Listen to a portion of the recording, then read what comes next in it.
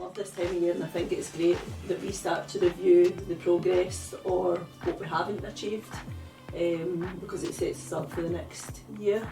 But it's also a bit of a boost. I think when we done a review last week, we've actually done a lot more than we thought. You know, we were feeling a wee bit, okay, this year was a wee bit slower than what it usually is for us, but when you actually sit down and review what you've done, it was actually a boost. Yeah. That, I mean, I felt I needed, and it was, we've done actually a lot more than we thought.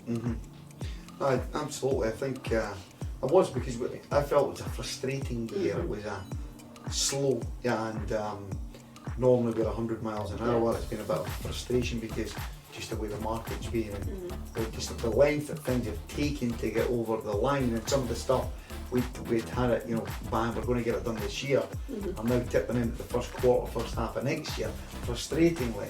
But in actual fact, when you look at, like what you're saying there, some of the stuff, and it gave me a boost, because I was, in my mind, I was a bit more probably negative about what had been done this year. It was almost flat getting into flat, it, I'm dreading doing this review, because flat. Usually we're, excited because we've achieved so much. So it felt flat, but when you actually put it on the board and see what we've achieved. And we had to achieve. I mean, this year's actually been fantastic. Yeah. A really cracking year for us, and coming through. It was a slow start to the year, but coming how we finished it strongly, and with it, now the glass is really half full and gives a big boost. Yeah. Now looking forward to starting next year. Well, start now. Start yeah. now. I mean, this is the start of it. We've started our new year, if you like, now in December. Well, this is what we always do, isn't it? We review. Well, November's traditionally a slow month, even though it's a normal working month.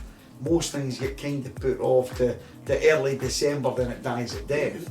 So what we've obviously learned over the years is that if we're going to have a slow time or a downtime, it's generally November.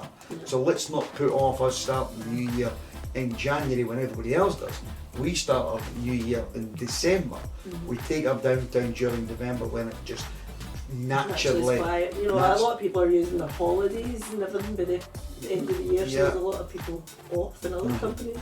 So when most businesses are shutting down now, beginning of December, mid-December, we're full pelt. I mean, the stuff that we've got on this month, we've got a hugely busy month.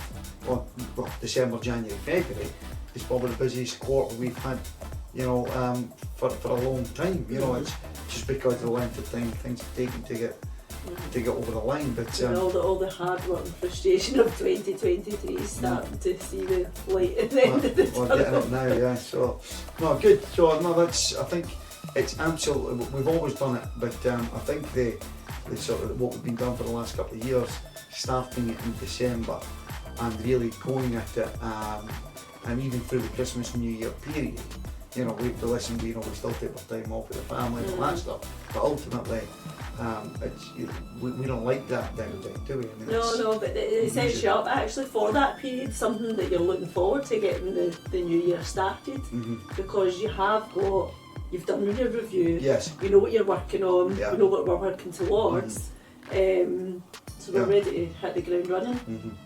We don't want to sit there, again, you hit the new year cold, and it's difficult to get the motivation going again. So we just felt that this seems to work for us anyway. Getting out the road in November and getting cracked on in December when everybody else is winding down. So.